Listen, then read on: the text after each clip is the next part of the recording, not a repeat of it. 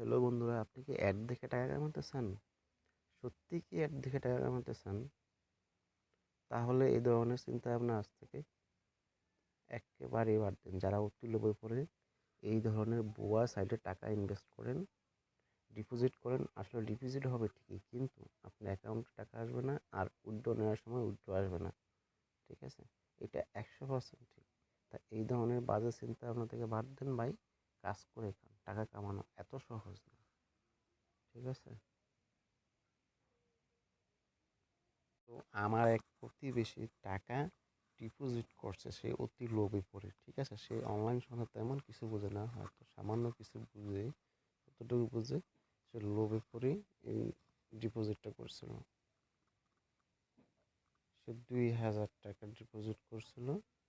এই যে রেগুলার 6টা অ্যাড আসবে 600 টাকা করে।